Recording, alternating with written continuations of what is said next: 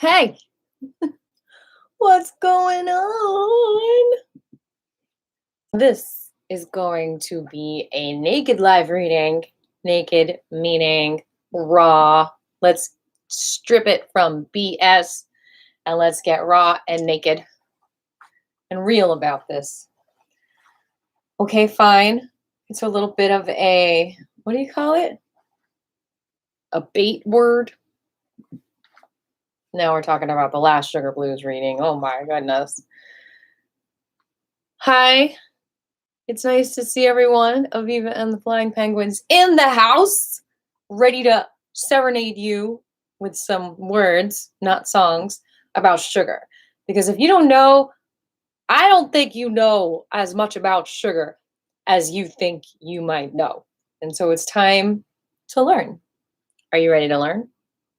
Are you ready to be a student tonight? Sip your tea, or perhaps an evening coffee, or whatever you got going on. I'm not judging. Do your relaxation. Do you be a flying penguin or a flying squirrel? I've got this beautiful book here by William Dufty, and I love that now when I get on YouTube, I get recommended videos about sugar. Like I just posted on my Facebook a 70-year-old woman who gave up sugar like 30 years ago, and she looks like 40 something. So it is the fountain of youth. I am telling you, I gave up sugar 20 years ago, and look how flexible I am. All right, so we're going to do this. I'm going to get a little closer here so you can hear me. Maybe I don't want to be that close to you. All right. Thank you for the thumbs up, whoever you are. We're going to do this thing. Do we want this light? Do you want to get a little darker here? Do we need light? Do you need to see me? All right. I had a good day.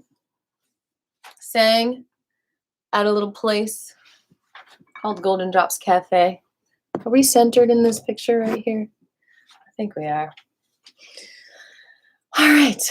Let's do this. Let's read about sugar. Let's educate the masses.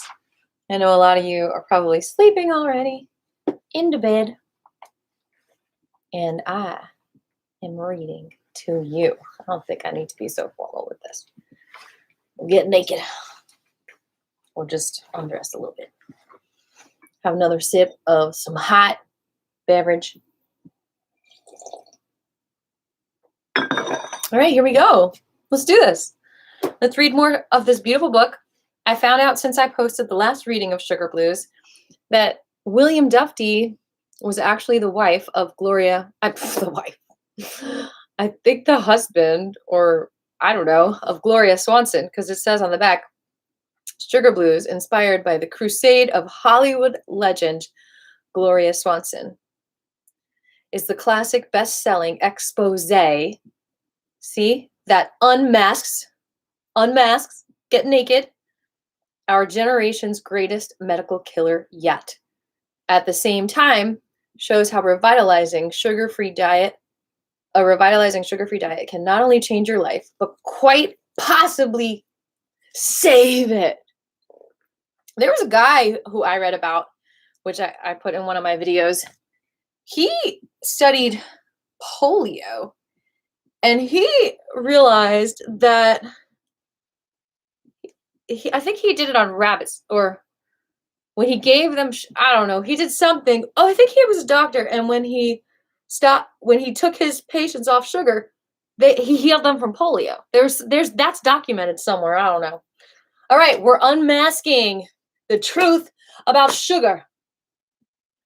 All right, I don't know why I hit the book. Here we go. Which chapter should we start with? Any requests? 1, 2, 3, 4, 5, 6, 7, 8. Should we start at the beginning? Okay. Oh. We're going to go here. because, this sounds like a really important chapter. It's called Codes of Honesty. Are y'all being honest out there? Y'all have any issues with lying, with untruths? Because we're going to get some codes of honesty. We're going to get down butt to butt naked honesty. Are you ready? Here we go. Whew. All right. Y'all, get ready. Maybe you should light a candle. Get in the mood for some bedtime stories. The pure food and drug laws are frequently regarded as landmarks in the history of social legislation. Page 159. Certainly, government can have no higher aim than to attempt to protect the health of the people. That's what I was testifying about. Y'all see my video about the health of the people with SB 195, medical cannabis in Georgia? Anyway, perhaps biological decline was well along when it became necessary to pass laws to prevent people out of excessive devotion to money-making from poisoning one another. When people lost sight of the way to live, wrote Lao Tzu, came codes of love and honesty. Keeping sugar out of beer had been a burning public barroom issue in England for centuries. Finally, Parliament passed an act in 1816, making it illegal for a brewer to have sugar in his possession. A brewer would be presumed guilty of intent to sophisticate if he so much as had sugar around. Or she. It was women were making a lot of the beer, but maybe it was the guys who were adding the sugar. Look up beer maids. Anyway, a brewer, okay. Where once knavish brewers had been dragged around town in a cart in which privy refuse had been collected, that's the punishment, Parliament settled for fines and warnings. Sophisticators were handled in a civilized fashion. They were taken to court. I think sophisticators is the wrong word. It doesn't sound very sophisticated. The lawyers took over. The brewers organized and lobbied Parliament for 20 years until they were finally allowed to make, for their use only, a syrup from sugar for darkening their beer. So much for progress. By that time, an anonymous British consumerist had created a public uproar in 1830 with his book, Deadly Alteration and Slow Poisoning Unmasked, or Disease and Death in the Pot and the Bottle, in which the blood empoisoning and life-destroying adulterations of wines, spirits, beer, bread, flour, tea, sugar, spices, cheesemongery, pastry, confectionery, medicines, etc., are laid open to the public.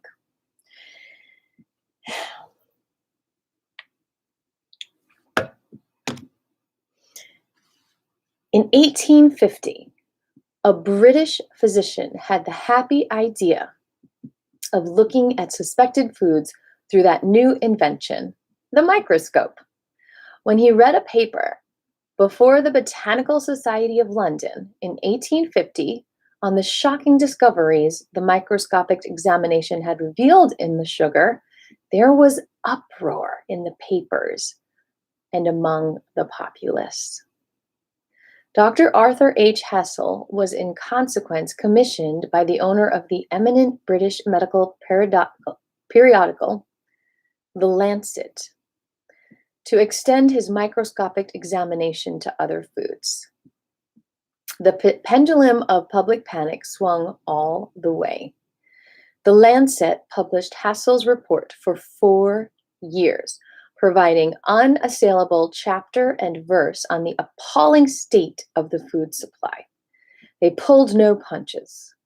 Names and addresses of hundreds of thousands of manufacturers and suppliers of adulterated food were laid bare. See, told you we were getting naked. The figures were horrendous. Out of 34 sample coffees, only 3 were pure.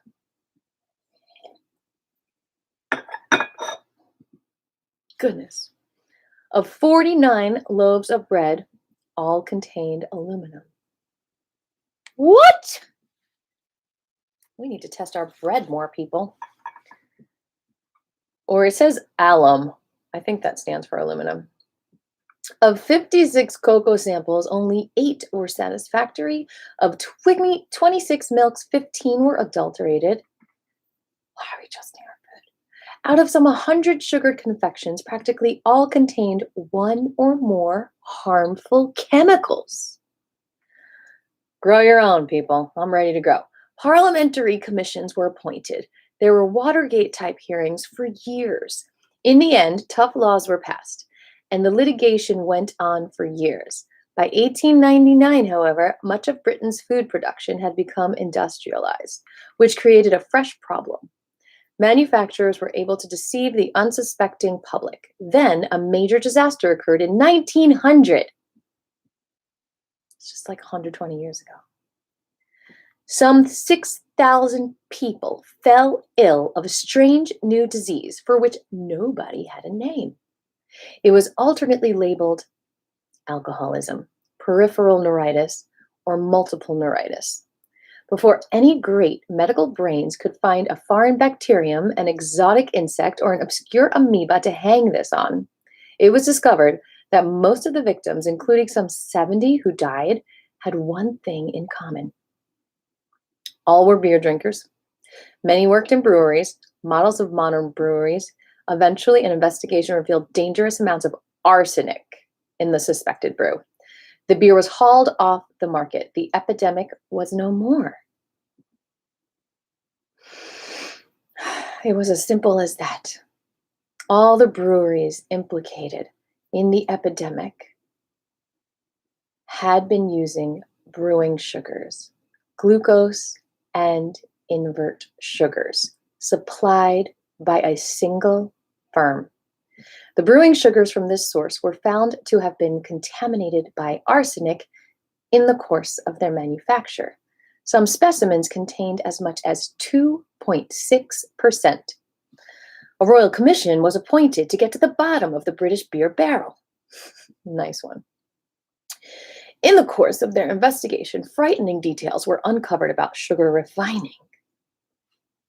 I mean, people, the sugar that you buy in the store is not the same like Mexican sugar cube, like discs that you can buy where it's like all made from natural sugar cane. No, this is refined and processed.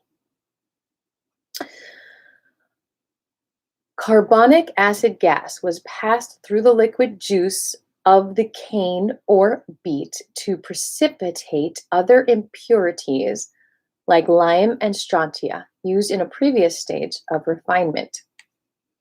By the way, the other thing that uses chemicals to do things with are cold cuts. Cold cuts use some kind of chemical to slice it real thin right now. It's not in the ingredients. So if you feel a little weird after your turkey sandwich, that might be why. Okay, where were we? When this carbonic acid gas is obtained from coal, and we think we have coal ash issues, hello, what are you eating? Are you eating the coal ash? Sugar often shows traces of arsenic. Well, there you go. Arsenic, lead, cadmium. can be phytoremediated by hemp, maybe in the body too. Dang. Why aren't 20 million people watching this yet? They will be. More than 20 million people are going to see this video and they're going to get on board with some knowledge. Where was I? When arsenical malt or sugar, sounds pretty cynical to me, additives are fermented, as in brewing, the yeast precipitates upon itself a considerable proportion of the impurity, thus partly cleansing the beer, but all preparations made from this yeast are thus exposed to contamination from the arsenic. All you homeschoolers out there, you're going to start requiring this book, Sugar Blues, instead of 1984, an anthem, Lord of the Flies. Maybe you want to give this to your kids. All right, where are we? The Royal Commission discovered what the country people had known intuitively when they rode knavish brewers out of town. On the continent, beer was still made in the old-fashioned way. Malt was not dried in kilns with combustion gases, but on floors heated from below. The slow traditional process was safe. German and other continental beer did not contain arsenic. This lethal substance had only been found in the beers of industrialized progressive Britain. This discovery opened up alarming possibilities. The dangerous brew of invert sugars was not only used in beer. After Parliament gave in and permitted it in 1847, but in a host of other sophisticated products like honey, jam, marmalade, and candy. With the fine understatement, the Encyclopedia Britannica confirms the axiom of Lao Tzu. It is difficult to say in the present state of the law whether such admixture amounts to adulteration. It was clearly made originally for fraudulent purposes, but usage and high court decision have gradually given the practice an air of respectability. The epitaph for pure food legislation in an industrial society was written in Britain. That rhymes. It was written in Britain before the United States ever got moving on the question. The battle began in Britain over beer. In the U.S., it arose over whiskey and Coca-Cola. Coca-Cola! In both countries, then as now, government was an annex to trade. Political corruption was an offshoot of business corruption. From the whiskey scandals at the time of President Grant in the 1870s to Teapot Dome in the 1920s to the Watergate in the 1970s, the public is often better informed on political corruption than on business corruption. Well said. Government cannot be conducted wholly in the dark. Business can. In the words of John J. Chapman, that's especially true of the food business. When a man runs for Congress, his life becomes an open book. Even though in 1975 other foods have to be labeled clearly to show their ingredients, consumers who want to know the ingredients of ice cream find it's none of their business. The U.S. government, through the Department of Internal Revenue, has had its mitts in the whiskey business from the earliest days of this republic. And this is what we're dealing with right now in the cannabis industry. Not only the underground cannabis that people are getting, that who knows what is in it, unless they're growing it themselves, but even the CBD that is out there does not have many regulations, unless you're in Florida, except for how much CBD is in it. And we've been testifying about that, and that needs to change. Or you just need to get it from someone who grows it themselves. The U.S. government, through the Department of Internal Revenue, has had its mitts in the whiskey business from the early days of this republic. A heavy excise tax was levied on manufactured alcohol, both for industrial use and for imbibing in the pursuit of happiness. For years, whiskey was whiskey, a distillate in a pot, still, of the fermented mash of a cereal or a mixture of cereals. All the natural elements of the grain were contained in it. as well as ethyl alcohol and its congeners, which were volatile at the temperature of distillation. The whiskey also contained coloring matters and other soluble products extracted from the oak storage casks and any new compounds arising during storage. Potable whiskey was kept in storage for 4 years. Whiskey was an Irish and Scottish version of the Latin aqua vitae, water of life. Minuiccioni, water is life, which the French made from the grape and called eau de vie. Its Scottish Gaelic name was Whiskey Bitha, and then Whiskey, and finally anglicized as whiskey. Then came the invention of the continuous still, a device which, like the sugar refinery, revolutionized production. Cheap, distilled, untaxed alcohol could now be manufactured. Mixed with genuine whiskey, with flavor and coloring added, the mixture could be passed off as whiskey. Sounds like snake oil to me. Fake whiskey was described as rectified. Overnight, the manufacture of the cheap alcohol became a tremendous new, cheap, high profit business. The fake stuff was put on the market under the name and appearance of the regular natural stuff. Congress was persuaded to go along with this palpable fraud in return for taking its cut in taxes. Oh, really? Okay. Sounds pretty corrupt to me. Drunkenness and alcoholic poisoning were now within reach of everyone, rich and poor. Are you listening, senators, congressmen, reps? Alcoholism soon became a national disease and eventually, in its turn, created the antidote, the crusade for prohibition of all booze, real and fake. It was an era of anything goes in the food, drink, and drug department. Heroin, morphine, and cocaine were sold over the counter in drugstores and shops. Patent medicines based on addictive drugs were a billion-dollar mail order business. Rectified whiskey was for sale in the country store and at the saloon. Makers of addictive nostrums were the largest single advertisers in the newspapers and magazines. What are nostrums? Should we look it up? During the Spanish-American War, suppliers of bully beef to the armed forces went too far. Uh-oh, what happened? Fighting men sickened and died from eating rotten meat. The meat scandal created a public uproar. Crusading magazines began exposing the shocking use of additives, fake flavorings, and coloring in canned and bottled food. Upton Sinclair did a job on the meat packers. His novel, The Jungle, shocked the public and created a clamor for government action. I need some water. This is the water of life.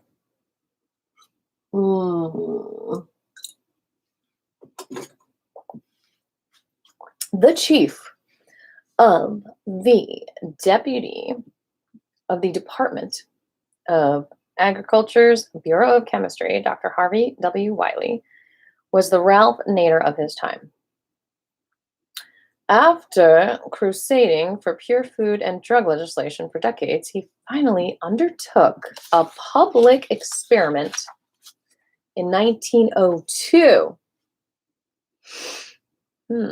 Sounds close to the Spanish flu. We're getting close to the Spanish flu now, which caught the imagination of the populace. Male volunteers were drafted into teams, which the newspapers soon called the Poison Squad. Young, healthy men were fed the old-fashioned American diet. One by one, the newfangled food additives, which manufacturers were adding to ketchup, canned corn, bread, and meat, were introduced to their diet. Brave young men these were. I'm so glad we're doing this chapter. I've been wanting to share this for so long. I'm so glad. Thank you. Lord, for opening up to this page. Food processors trembled. The public cheered. And following the experiment, which was reported in the newspapers daily with avid interest. And they followed the experiment. For 5 years, the Poison Squad was given regular doses of the food preservatives, adulterants, and coloring matter, then in general use by food processors. This is what the food processors were using back then. Boric acid, borax, salicylic acid, salicylates, benzoic acid, by the way, that's still in a lot of food, benzoates, because they use benzene to actually create, like the chemical to create the potato chip package vacuuming, so it ends up in a lot of our food, by the way. Sulfur dioxide, sulfites, formaldehyde, sulfite of copper, also called blue vitriol, yeah, which is a huge pesticide still used today, and saltpeter. Saltpeter. Is that a pesticide too? Anyway. Periodically, Dr. Wiley published bulletins detailing the serious physical effects of these chemicals then being used in the food. The newspapers soon made Wiley's name a household word. The Poison Squad was as famous in their heyday as astronauts were in theirs. The combined forces of the food lobby, the drug lobby, and the rectified whiskey lobby were routed. After 25 years of public agitation for reform, pure food and drug laws were piloted through Congress. The combined vote of Senate and House was 304 for, only 21 against.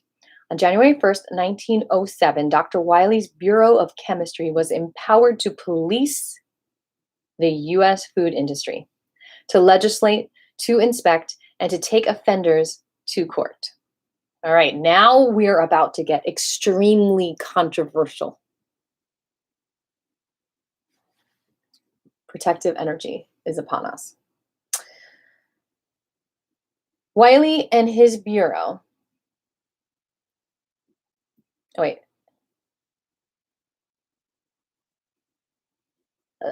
Wiley's Bureau of Chemistry was empowered to police the U.S. food industry, to legislate, to inspect, and to take offenders to court. Wiley and his bureau began enforcing the law to the letter. Casks of fake whiskey were seized and manufacturers were dragged into court. Shipments of Coca-Cola across state lines were seized for being adulterated and misbranded. What was Coca-Cola? Well, in the early 17th century, an Italian voyager to South America found the Indians there constantly chewing on the leaf of the coca plant. At work, on trips, they carried it in small pouches and kept it in their mouths with a small amount of ground lime or ashes of the quinine plant. There's been a lot of talk of quinine lately, hasn't there? Having it, they work happily and walk a day or two without refreshing themselves or otherwise eating anything, wrote Francesco Carletti in his journal of 1594 to 1606. Thank you for hanging out with me and educating yourselves. 3 or 4 times a day, everything stopped for coca break. For the Peruvian Indians, it had been the pause from time immemorial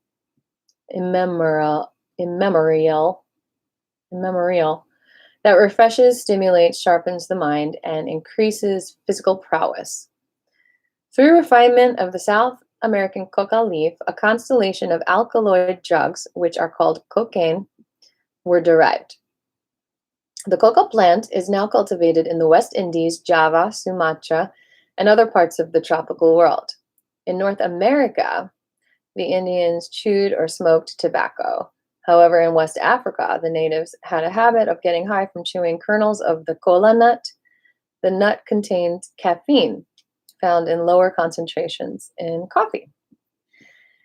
And another stimulant, which found its way into Western medicine as the heart stimulant colonine. In the good old days in the South, when many high-born ladies routinely doctored themselves with daily doses of laudanum and other addicting opium syrups, Coca-Cola began as a patented headache remedy. Drug pushing was a multi-billion-dollar, wholly legitimate and legal business in those days. I think it still is. There's sugar pushers by every register, every corner. Anyway, opium, cocaine, morphine, and later heroin were advertised on the front pages of newspapers and magazines as a cure for everything from syphilis to bad breath. Y'all just get some heroin for your bad breath. Never heard such a thing. The patented headache remedy, like most sugared medicines on the market, was habit-forming by definition and design. The Coca-Cola habit became the basis of a multi-million-dollar business in the South. In the 1890s, Coca-Cola advertising described the product as a wonderful nerve and brain tonic and remarkable therapeutic agent. The federal government took its first official look at the tonic after passage of the first Pure Food and Drug Law in 1906. In carrying out provisions of the law, the Bureau of Chemistry of the U.S. Department of Agriculture analyzed Coca-Cola. Charges were brought against the company by the Bureau of Chemistry, who seized an amount of Coca-Cola in interstate transit and recommended that criminal charges for adulteration and misbranding be brought against the manufacturers and dealers. Excuse me, I need to wet my whistle.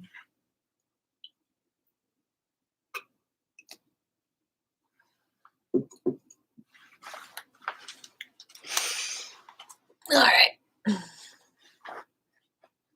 Goodness gracious. You still with me? Those who adulterated our food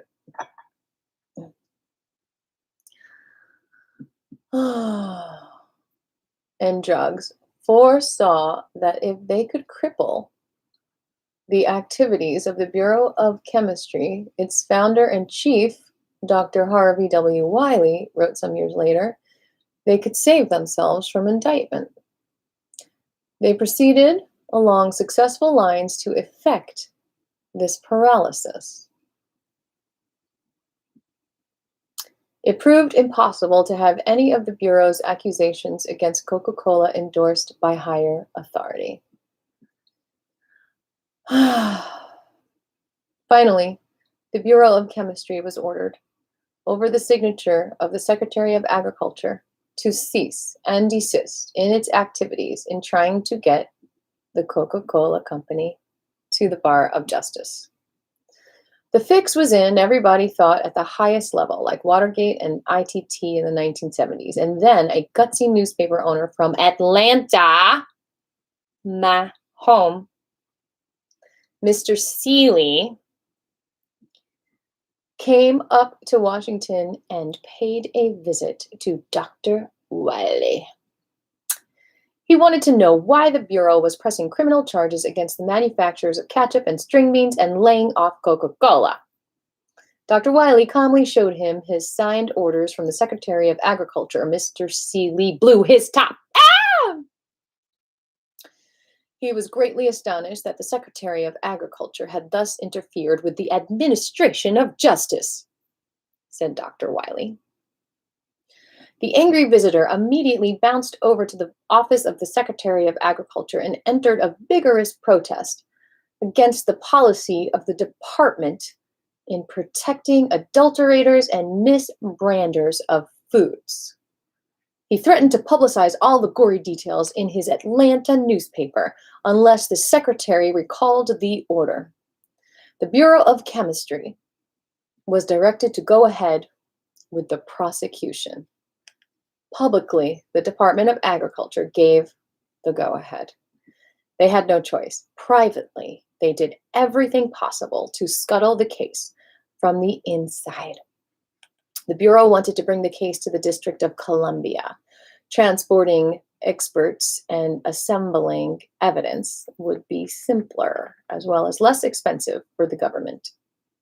However, the top echelons in the department were determined that the case should be tried in Chattanooga, Tennessee. Chattanooga, choo-choo! Coca-Cola had its chief bottling works there, and the company also owned a great deal of real estate, including the principal hotel and perhaps a judge or two. The whole environment in Chattanooga was favorable to the Coca-Cola industry, said Dr. Wiley. The department was put to a large expense to send its scientific officers so far away from base. It was equivalent to trying the case in Atlanta. The trial was long, drawn out, and hotly contested. An array of experts testified on both sides. The attorneys for Coca-Cola finally moved to dismiss the case on a technicality. Caffeine, the chief injurious substance in Coca-Cola, was not an added substance under the law because it was in the original formula. Oops, I almost spilled my water. The Chattanooga judge promptly obliged, and that was supposed to be the end of that. Finally, the Bureau of Chemistry appealed that decision, eventually, to the Supreme Court. Chief Justice Charles Evans Hughes wrote an anonymous opinion reversing the Chattanooga judge and upholding the Bureau of Chemistry in September of 1917, a year before the Spanish flu. We can see no escape from the conclusion that caffeine is an added ingredient within the meaning of the statute. The claimant has always insisted and now insists that its product contains both Coca and Cola. We conclude that the court erred in directing a verdict. Judgment is reversed. The Supreme Court decision had demolished the contentions of Coca-Cola by deciding that caffeine was an added substance and that Coca-Cola was a descriptive and not a distinctive name. Coca-Cola was in trouble. As would happen later, when Supreme Court decisions on enforcement of the Harrison Drug Control Act of 1914 were perverted by the executive branch of government, the court was unable to enforce its decisions. The judicial, like the legislative, branch of government has no troops. T-men and G-men and agents for the Department of Agriculture work for the White House, and the executive defiance of law and order is a game at which government can beat you. What Coca-Cola undertook to do behind the scenes to save its corporate life, we can only surmise. When brought back into court in Chattanooga in 1917, Coca-Cola pleaded nolo contendere. Nolo contender? Nolo contender? No contest. No contest you. I don't contest you. You still with me? Give me a thumbs up if you're still with me. On motion of the district attorney, the court passed sentence, which at face value seemed severe enough to satisfy the most belligerent newspaper editor from Atlanta. The company was ordered to pay all costs of the action. 40 barrels and 20 kegs of seized Coca-Cola were to be released to the company with the provision that Coca-Cola shall not be sold or otherwise disposed of contrary to the provisions of the Federal Food and Drugs Act, or the laws of any state, territory, or district, or insular possessions of the United States. That would seem to be clear enough. Coca-Cola cannot be sold outside of Georgia, but the judge's decision also included a safety valve clause. Judgment of forfeiture shall not be binding upon the said Coca-Cola company or its product, except as to this cause, and the particular goods seized herein. In other words, Coca-Cola could not sell the 40 barrels and 20 kegs, but they were free to go ahead and sell other barrels and other kegs to other places. The government would have to bring action through the Bureau of Chemistry under the Pure Food and Drug Law again and again, barrel by barrel, keg by keg, bottle by bottle.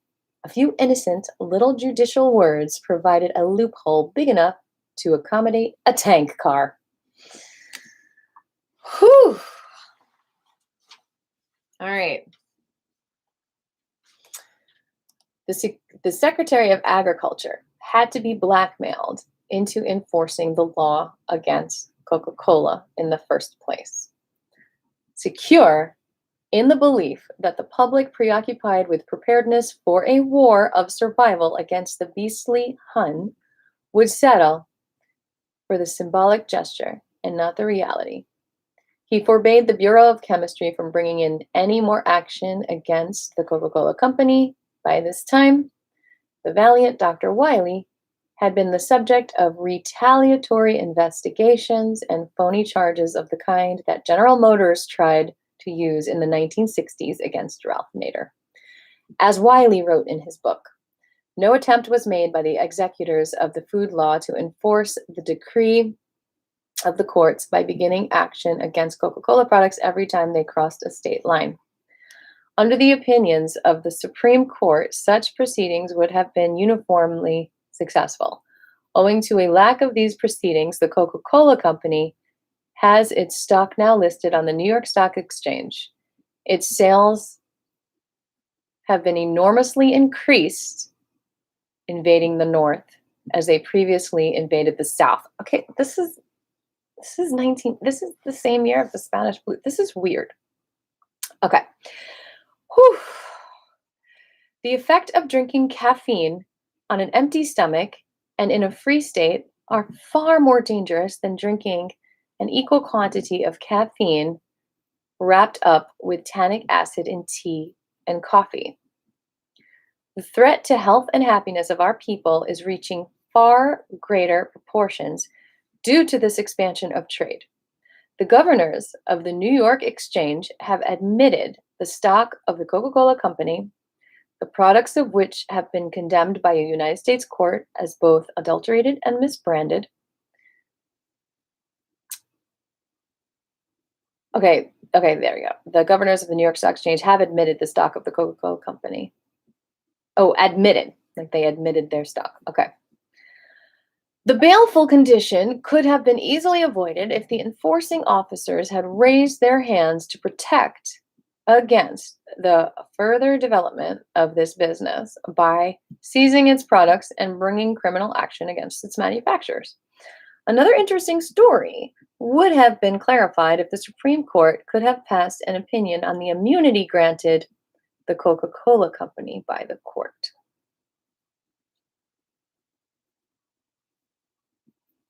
If you're still with me, write cluck barrel in the comments below. The campaign for passage of the pure food and drug laws had been conducted out in the open. Its undoing was accomplished in the dark. Food processors and rectified whiskey makers formed a united front to sabotage Wiley and his bureau. Representatives of the food business camped on the doorsteps of legislators, cabinet officers, and the President of the United States, complaining that sacred capital was being confiscated, praying, begging, and blackmailing for relief from the polices of Wiley and his bureau. But Wiley had become a symbol of incorruptible service in the public interest, so they had to proceed gingerly, deviously. When the ketchup makers and the canners of corn visited the White House, President Teddy Roosevelt listened to their woeful pleas. Then he summoned his Secretary of Agriculture and Dr. Wiley to listen to the complaints. After their pitiful recital of restrictions that hampered their money-making activities, the president turned to his Secretary of Agriculture and said, "What is your opinion about the propriety of enforcing the rulings of your chief of bureau?" No presidential tapes exist of this encounter. Only Wiley's notes, and history is fortunate to even have those. The secretary replied that the law was the law. Substances added to the food for any purpose which are deleterious to the health shall be forbidden. Dr. Wiley made extensive investigation in feeding benzoating foods to healthy young men, and in every instance he found that their health was undermined. Then Teddy turned to Wiley and asked him what he thought. Mr. President, Wiley replied, I don't think, I know by patient experiment that benzoate of soda or benzoic acid added to the human food is injurious to health, and you shall not use it any longer. That would seem to be that. But one of the emissaries, perhaps the most prestigious, was an important political figure, a man about to be elected Vice President of the United States to replace Roosevelt, who had succeeded to the presidency on the assassination of McKinley. James S. Sherman was high in the councils of the Republican Party, although that day he was representing his own firm, Sherman Brothers of New York. Mr. President, he began, there is another matter that we spoke to you about yesterday that is not included in what you have just said about the use of benzoate. I refer to the use of saccharin in foods. My firm last year saved $4,000 by sweetening canned corn with saccharin instead of sugar. We want a decision from you on this question. Dr. Wiley was no politician. All the others were. He was no intimate of the president's, as were the others. If he had ever had tea or coffee with the president, he might have known what they knew. He walked into a trap. Violating presidential protocol, instead of waiting for the president to ask his view, he was so outraged at this barefaced political appeal, he blurted it out. Everyone who ate that sweet corn was deceived, Wiley declared. He thought he was eating sugar, when in point of fact he was eating a coal tar product totally devoid of food value and extremely injurious to health. Saccharin, a coal tar product? Excuse me? This is getting deep. Tim Eccles, are you hearing this? Sierra Club, are you hearing this? As Wiley recalled later, the president changed abruptly from Dr. Jekyll to Mr. Hyde. Turning angrily to Wiley, he said, You tell me that saccharin is injurious to health? Yes, Mr. President, said Wiley. I do tell you that. Dr. Rixey gives it to me. Dr. Rixey gives it to me every day, the president replied. Mr. President, he probably thinks you may be threatened with diabetes, said Wiley. Anyone who says saccharin is injurious to health is an idiot. The president was angry. The meeting broke up. Wiley never saw the president again. Dr. Wiley dates the dismantling of the enforcement of the Pure Food and Drug laws to that incident that day in the White House Cabinet Room during the first year of enforcement of the law. Teddy Roosevelt had been an ailing, sickly youth. Overcoming these physical shortcomings, he had become a crusading New York police commissioner, a tough Rough Rider war hero, an authentic American hero. Low glucose in the blood had not yet been officially called hypoglycemia. It was the custom for doctors with potentially diabetic patients to prescribe saccharin instead of sugar. Wiley hadn't known that the president may have been one of those. You can bet that the food lobbyists, especially the chap who was about to be nominated as vice president, were better briefed than the chief of the Bureau of Chemistry. Wiley had contravened the advice of the president's own doctor. He stood convicted of lèse-majesté. Who knew that the former First Lady, Ida McKinley, was prone to have epileptic fits at the state dinners? Who knew that President Kennedy's doctors were giving him cortisone and or amphetamines, or that President Franklin Roosevelt's doctors were giving him morphine toward the end? Excessive devotion to the public health had turned a minor gaffe into a major political crisis.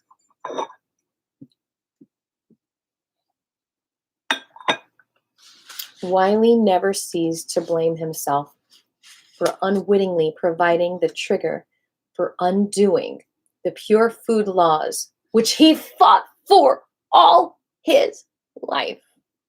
What do you think? Did he do the wrong thing? Just telling the truth?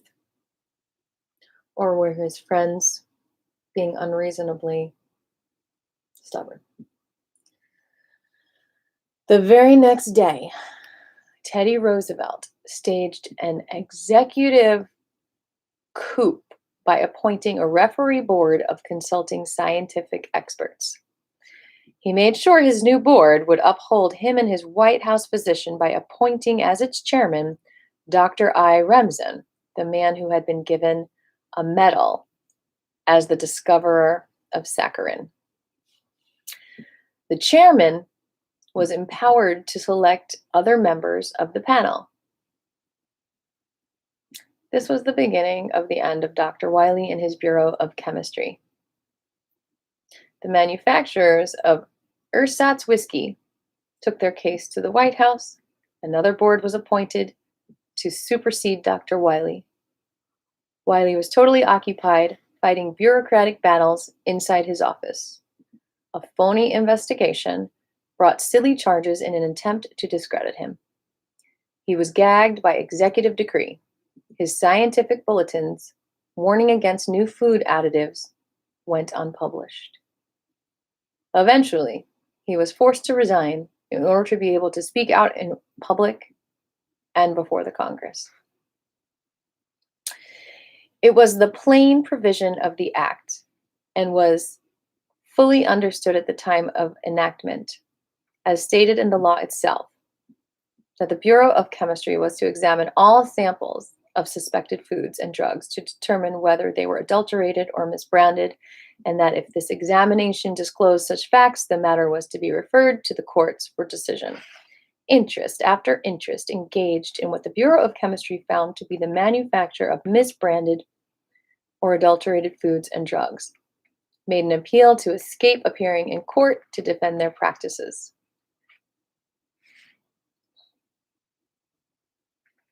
Various methods were employed to secure this end, many of which were successful. One by one, I found that the activities pertaining to the Bureau of Chemistry were restricted and various forms of manipulated foods products were withdrawn from its consideration and referred either to other bodies not contemplated by the law or directly relieved from further control. A few of the instances of this kind are well known. Among these may be mentioned the manufacture of so-called whiskey from alcohol, colors, and flavors, the addition to food products of benzoic acid and its salts of sulfuric acid and its salts of sulfate or copper, of saccharin and of alum. I don't know if they mean aluminum. The manufacture of so-called wines from pomace, chemicals, and colors. The floating of oysters in polluted waters for the purpose of making them look fatter and larger than they really are for the purpose of sale. The selling of moldy, fermented, decomposed, and misbranded grains. Is that why people need to be grain-free? Because they're actually moldy grains? The offering to the people of glucose under the name corn syrup, thus taking a name which rightfully belongs to another product made directly from Indian corn stalks. The official toleration and validation of such practices have restricted the activities of the Bureau of Chemistry to a very narrow field. As a result of these restrictions, I have been instructed to refrain from stating in any public way my own opinions regarding the effects of these substances upon health, and this restriction has interfered with my academic freedom of speech on matters relating directly to the public welfare. Are we seeing anyone else's freedom of speech being an issue 100 years later with another epidemic going on?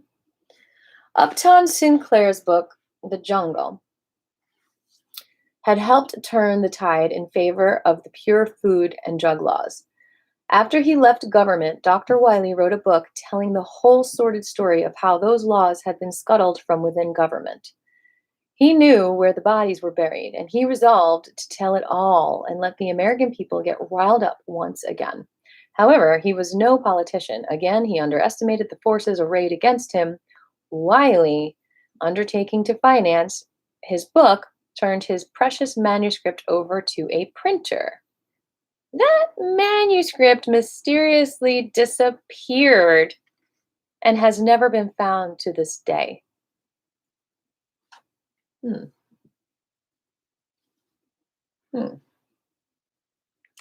Just how these things are done is rarely uncovered. He didn't have a copy? I know how that is. Shattered but unbroken, Dr. Wiley valiantly returned to work, rewriting his book from scratch.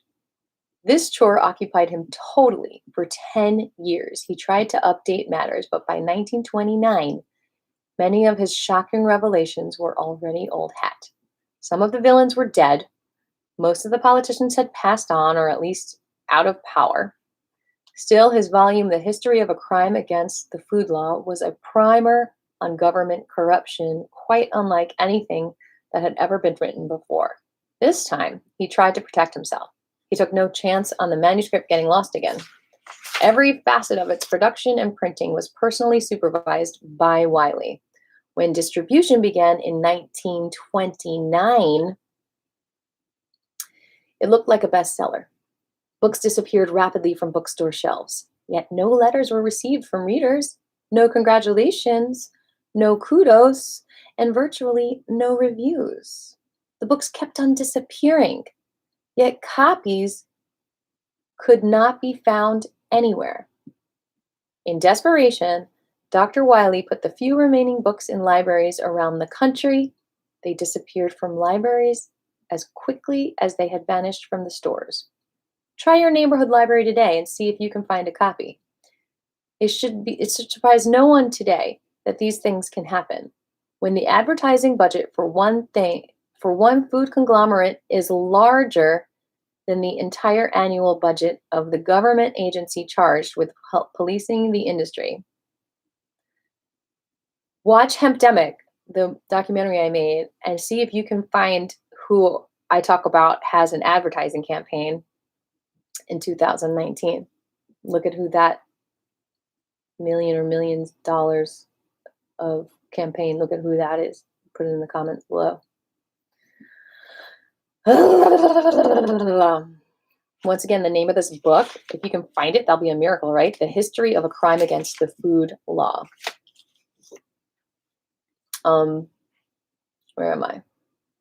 Dr. Wiley's valedictory on the last page of his expose was prophetic in 1929. Today, it is shattering. So this is the last page of his book. If the Bureau of Chemistry had been permitted to enforce the law as it was written and as it tried to do, what would have been the condition now? Would there have been a Spanish flu? No food product in our country would have any trace of benzoic acid, sulfurous acid, or sulfites, or any alum or saccharin, save for medical purposes. No soft drink would contain any caffeine or theobromine. No bleached flour would enter interstate commerce. Our foods and drugs would be wholly without any form of adulteration and misbranding. The health of our people would be vastly improved and their life greatly extended. The manufacturers of our food supply, and especially the millers, would devote their energies to improving the public health and promoting happiness in every home by the production of whole ground, unbolted cereal flours and meals. Good food does make you happy. Bad food makes you depressed. The resistance of our people to infectious diseases would be greatly increased by a vastly improved and more wholesome diet. Our example would be followed by a civilized world, and thus by the civilized world, and thus bring to the whole universe the benefits which our people had received. You go, boy, Wiley. We would have been spared. I gotta name a child of mine Wiley after this guy. We would have been spared the ignominy and disgrace of great scientific men bending their efforts to defeat the purpose of one of the greatest laws ever enacted for the protection of the public welfare. Eminent officials of our government would have escaped the indignation of outraged public opinion because they permitted and encouraged these frauds on the public. The cause of a wholesome diet would not have been put back for 50 or 100 years. Has it really been put back? That was just no. And last but least, this history of a crime would never have been written.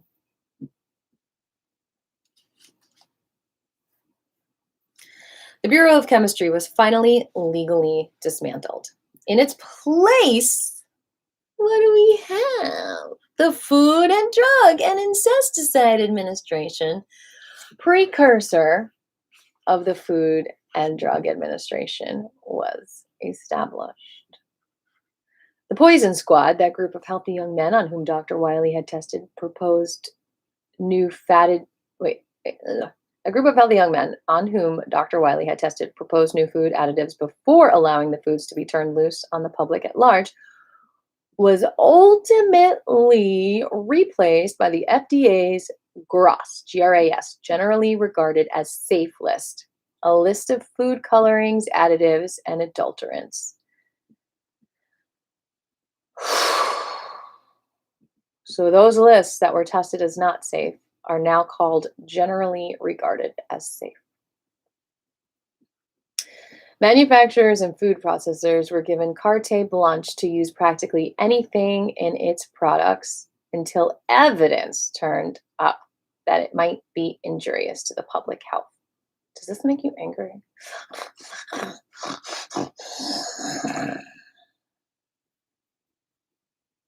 The whole intent of the pure food and drug laws had been turned on its head. The Poison Squad was enlarged to include everybody in the country. Today, the GRAS list has become so lengthy that the average American ingests 5 pounds of chemical additives every year, together with approximately another 50 pounds of hidden sugar. Let me tell you, people, y'all need to give yourselves some liver health, some good liver health. Look it up. Take care of your liver. Chemicals go in that liver. Drinking lots of water helps. Like the British Admiralty 200 years ago, the FDA spends much of its time acting as unofficial cheerleader for the food industry, telling us that the average American diet, whatever that is the best in the world's history. Dr. Wiley was posthumously honored by his government. A stamp bearing his name and face was issued. How kind of them. Eventually, he was nominated for the U.S. Hall of Fame. He won't make it in the 1970s. But one day, perhaps the day after the FDA tells us that Wiley was absolutely right about saccharin, among other things, and the pendulum of public panic really swings, his statue will surely be rushed to the pantheons of American heroes. Hey, any statue makers out there, just do it. In 1971, saccharin was quietly removed from the GRAS list by the FDA. That quiet validation of Wiley's views took 60-odd years. Now, the FDA has begun to restrict its use, but not in so-called low-calorie or sugar-free drinks, which are the biggest users of saccharin. The sugar-free diet food business booms as more and more Americans discover they have the sugar blues. It now grosses more than $1 billion a year, with diet sodas as the top seller. In the last 50 years, plenty of alarms have been registered on the subject of America's addiction to sugar. How many of them have come from our official watchdogs in the Food and Drug Administration? None. How many of them have come? None. None that I have been able to discover. In fact, when the operatives of this government bureau become unwillingly trapped in any facet of the sugar controversy, they seem to be telling us that everything is A-okay. Ooh, a long chapter, y'all. Oh, just 2 more pages. 5 more pages. 5 more little pages. Take a big breath with me. Seventh inning stretch. Okay, where am I? In 1961, an Ohio food company came up with a real marketing coup. They introduced a new product, fortified sugar. For years, grains, flours, and bread, gutted of vitamins and minerals in the refining process, had been sold as fortified and enriched after addition of a few synthetic vitamins. The FDA kept telling us that enriched flour was just as good as real stuff. Billions of dollars in advertising had programmed the American housewife into grabbing for enriched this and fortified that. So why not enrich white sugar? Suddenly, somebody did. Fortified sugar appeared on the market with a list of vitamins and minerals on the package: iodine, iron, vitamin C, 4B complex vitamins, and 400 units of vitamin A. What were the sugar pushers to do? They could lick them or join them. Joining presented certain problems. If the peddlers of refined white sugar were going to compete by listing their vitamins and minerals on the package, they would have nothing to reveal except a string of zeros.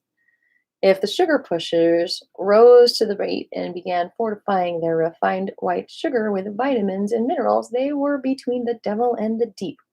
Some of their biggest customers, like Coca-Cola and the soft drink makers, might regard this as distinctly unfair.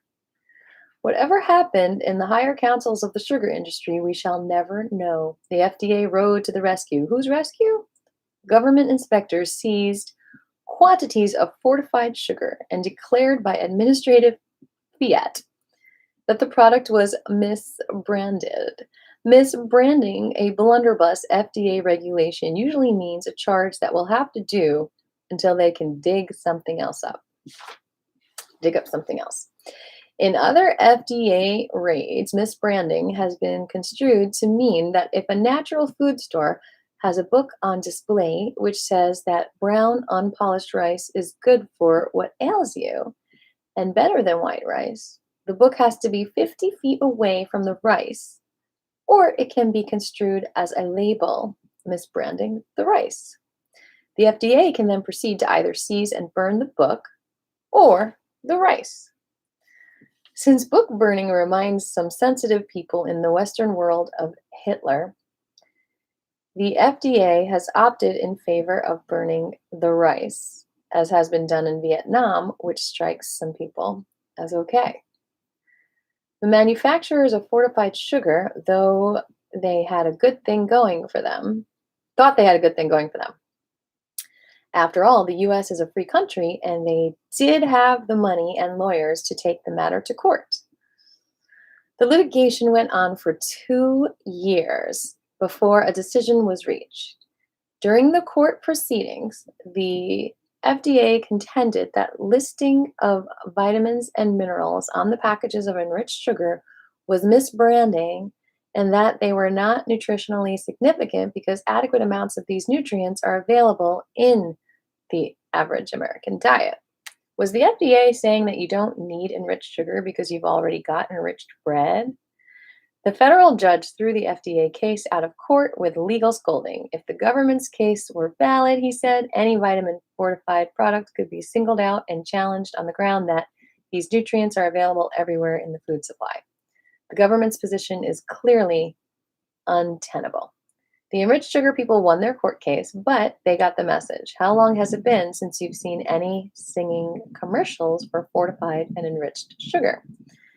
In 1951, a doctor who had been in charge of nutritional research for the U.S. Navy during World War II testified before a congressional committee. When the Navy discovered the amount of money their men were spending on Coca-Cola, all cola beverages were studied. It was found they contained about 10% sugar. The soft drink industry was given sugar rationing certificates so they could collect on all sugar sold to the armed forces. The Navy nutritionist, Dr. McKay, began studying these certificates. I was amazed to learn, he testified, that the beverage contained substantial amounts of phosphoric acid. At the Naval Medicinal Research Institute, we put human teeth in a cola beverage and found they softened and started to dissolve within a short period. While the congressman gaped, the doctor went on. The acidity of cola beverage is about the same as vinegar.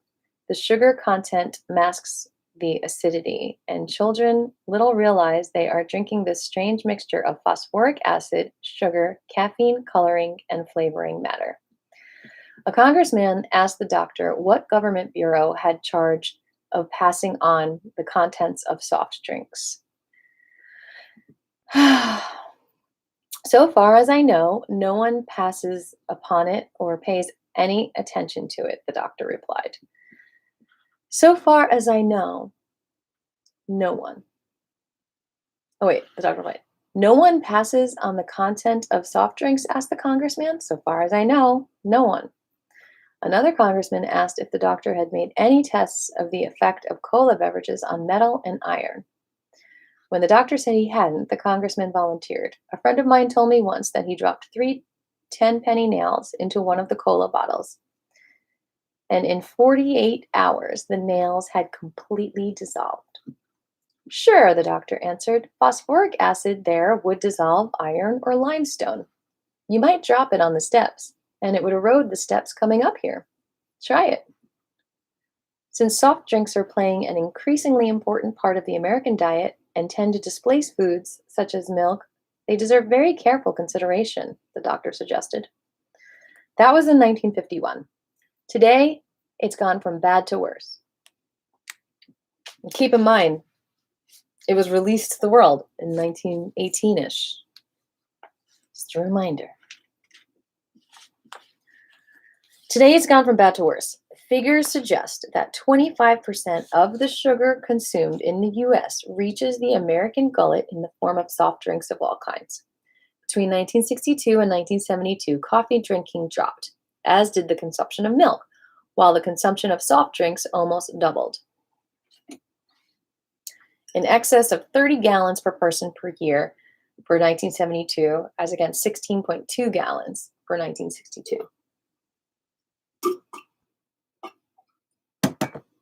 Beer and tea are fourth and fifth on the list of favorite American drinks.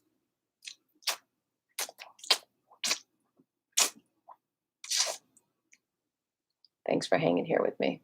This is a long one. We're almost done with this chapter. I'm on page 179. Where am I?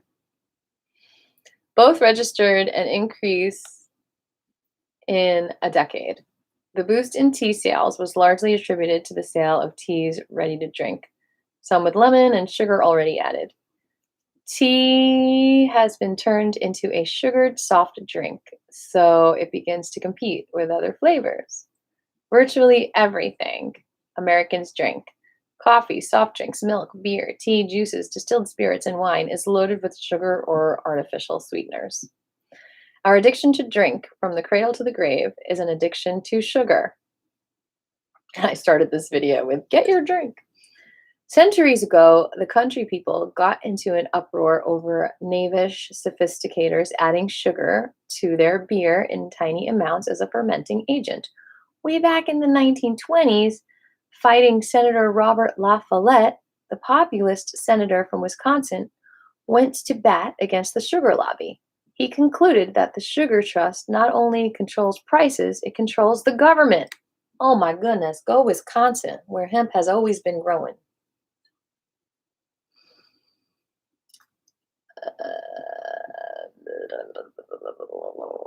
Today, the sugar pushers and cola tycoons have presidents and prime ministers in their pocket. The famous kitchen debate between former Vice President Nixon and Premier Khrushchev in Moscow in the 1960s was in large part a promotion stunt to photograph the premier with a bottle of Pepsi Cola. Nixon had been Pepsi's lawyer. The president of Pepsi Cola and Company became president of the Nixon Foundation after his lawyer became president of the United States. In 1972, Pepsi obtained the first Russian franchise to peddle its products in the Soviet Union in exchange for distribution rights here for Soviet wines and spirits. The billion-dollar sugar-pushing soft drink industry deserves very careful consideration, as the World War II Navy nutritionist suggested to Congress. You can be sure that's what they got. I think that was a little bit sarcastic. All right. Sugar Blues by William Dufty. If you got to the end, please write disappearing bunnies in the comments below so I know you watched this whole thing, and I'm giving you a high five for that. That's what I got for you, and a heart. I love you. Please share this video. It's very intense, very interesting, and very enlightening. And remember, don't eat sugar, and you too will experience the fountain of youth as I have, because 20 years ago, I stopped eating sugar, and guess what? I don't got any aches in my joints like my friends do. Do you want achy joints? I mean, do whatever you want. Eat that sugar, but no. Maybe just try for 2 weeks to not eat it and think and see if some of your medical issues go away. I mean, what a crazy concept, right? Not eating sugar, keeping you healthy, something so simple. Ugh.